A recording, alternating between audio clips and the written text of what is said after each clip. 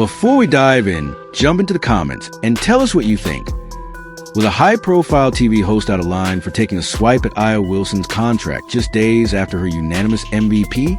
Subscribe for more WNBA news. Hit the bell for alerts, and share this with a friend who follows women's basketball every night. A debate that should be about dominance on the court has turned into a broader conversation about value, visibility, and how the WNBA rewards its biggest stars. At the center is Aya Wilson, fresh off another historic season for the Las Vegas Aces, and Caitlin Clark, the Indiana Fever guard whose impact on the league's reach is impossible to ignore. Tension arrived when a prominent sports voice questioned whether Wilson's contract reflects her status, and then pivoted to argue that Clark is more valuable to her team than Wilson is to hers. That framing best player versus total value has fueled days of discussion across WNBA news cycles, from contract structures and endorsements to fan engagement and the business of the league. Let's start with the history. Wilson's 2024 campaign belongs alongside the greatest seasons in WNBA history. She joined the exclusive three-time MVP club with Sheryl Swoopes, Lisa Leslie, and Lauren Jackson, names that define the sport, while sweeping every first-place vote. She also became the first player to score 1,000 points in a single WNBA season, the latest milestone in a year that cemented her as the face of the league's competitive excellence. In her remarks, Wilson spread the spotlight. She praised teammates, coaches, and staff, and framed the trophy as a team achievement as much as a personal accolade. The message was clear: individual dominance and team culture can coexist. Meanwhile, the WNBA's regular season delivered another twist that underlined the league's drama. The Indiana Fever clinched a playoff berth without even taking the floor, thanks to Las Vegas beating Chicago and Phoenix topping Atlanta.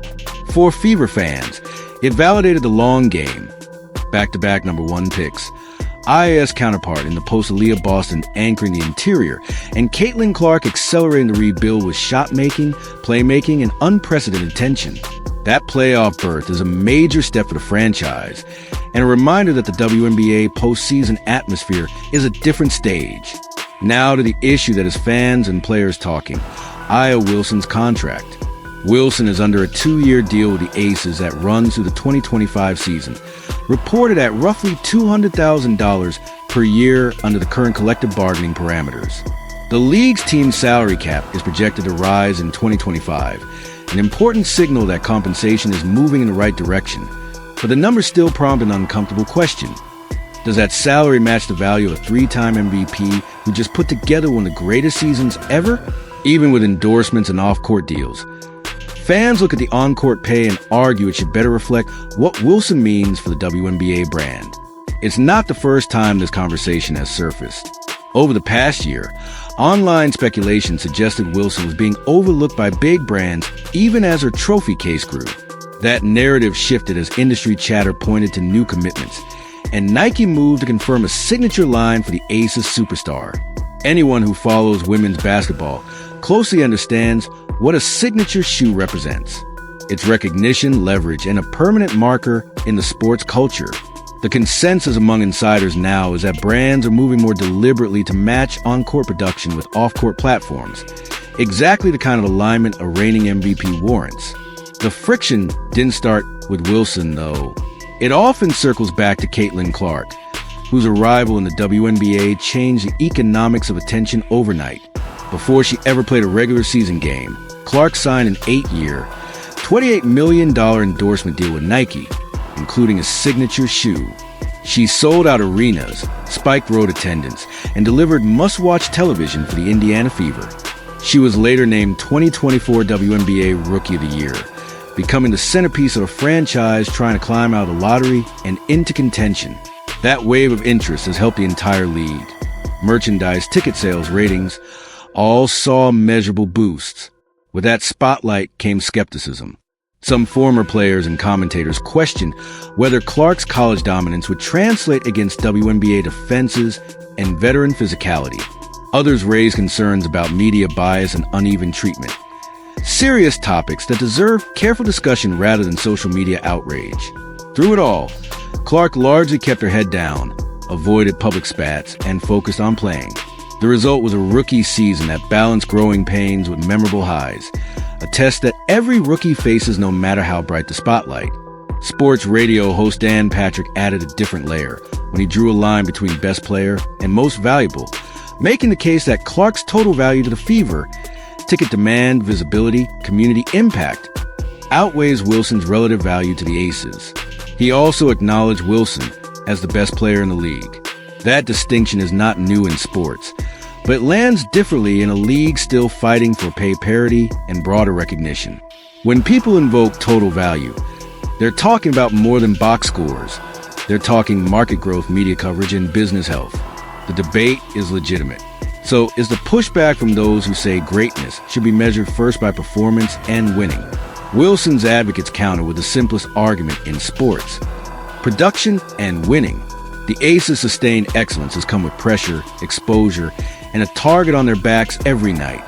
Wilson leads that effort. She controls games on both ends, sets a standard in the locker room, and highlights the consistency championship teams require. That is value. 2, value that shows up in parades, banners, and a blueprint every franchise tries to copy. There's another dimension to the story: contract timing. Wilson is positioned to benefit from a rising cap, and eventually the next CBA.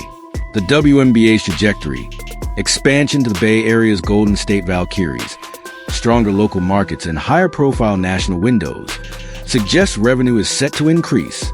That should mean a new pay scale for the league's elite, and Wilson is at the front of that line. If you're looking for a reason her current contract seems out of sync, it might be as simple as timing.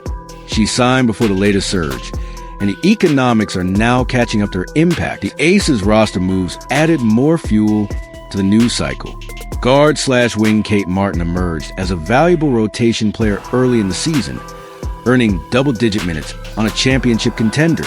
Her role later tightened, and she eventually announced in an emotional TikTok that she was moving on from Las Vegas. She has since joined the Golden State Valkyries for their inaugural season, confirming the move in an interview with ESPN. Martin's departure is a reminder of how quickly roles can shift in a title chase, and how expansion will create opportunities for talented players to grow into bigger responsibilities. Becky Hammond's adjustments late in the year, shortening the rotation, changing matchups, searching for lineups that clicked, came with the territory. The Aces have been in win now mode for years, and the bar they set forces difficult choices. Even so, the outpouring of support from Martin, from Wilson, and others underscored the team's culture. In women's basketball, that sense of community is real. Players celebrate each other's moves, even when it means saying goodbye. As for what comes next in Las Vegas, there are open questions, but also clear strengths. Kelsey Plum remains in her prime, and is one of the league's most dynamic scorers. Sydney Colson and Tiffany Hayes bring veteran savvy. The core around Wilson continues to evolve, but the identity is stable: pace, spacing, and a defense that feeds off Wilson's presence in the paint. The champions will retool, not rebuild, and they'll do it with a 3-time MVP at the heart of it. Back in Indiana, the Fever's rise continues under new pressure. Clark's star power fills arenas, but the franchise's long-term success depends on depth, defense, and growth around her and Aaliyah Boston. That's what makes this season so important. It's not just about rookies breaking records or endorsements.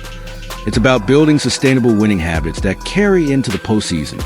The Fever clinching a playoff spot, even via results elsewhere, Las Vegas beating Chicago, Phoenix defeating Atlanta, was progress. Now comes the hard part: turning that momentum into series wins, all of which leads back to the original flashpoint. Was a TV host mocking Aya Wilson's contract?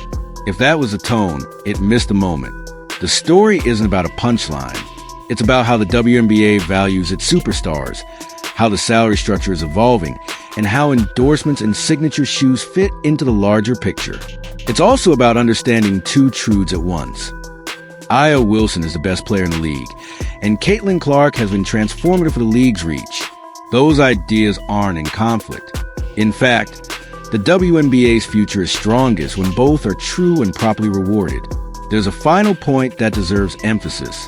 Debates about agendas and favoritism can flatten complex realities. The WNBA is an overwhelmingly black league that has produced icons across eras. Sheryl Swoops, Lisa Leslie, Tamika Catchings, Candace Parker, Maya Moore, Diana Taurasi, Sylvia Fowles, and more. Fans can celebrate Clark's gravitational pull while insisting that Aya Wilson's dominance be compensated on par with her impact. Both aims help women's basketball grow. Both are essential to the league's credibility. Aya Wilson has said often that she wants players to know their worth, to understand their growth, and to recognize the power of their collective voice. That message resonates now more than ever. As the cap rises and expansion accelerates, the WNBA has a chance to recalibrate the balance between performance and pay, between marketing and merit. If the past year is any indication, the league is moving in that direction, pushed forward by its biggest names and an audience that refuses to be quiet. What's your take? Are we undervaluing Aya Wilson's greatness? Or is the total value argument a fair way to frame the Fever's turnaround with Caitlin Clark? Drop your thoughts below. Make sure to subscribe for WNBA updates. Tap the bell so you never miss a breakdown. And share this with someone who cares about women's basketball as much as you do.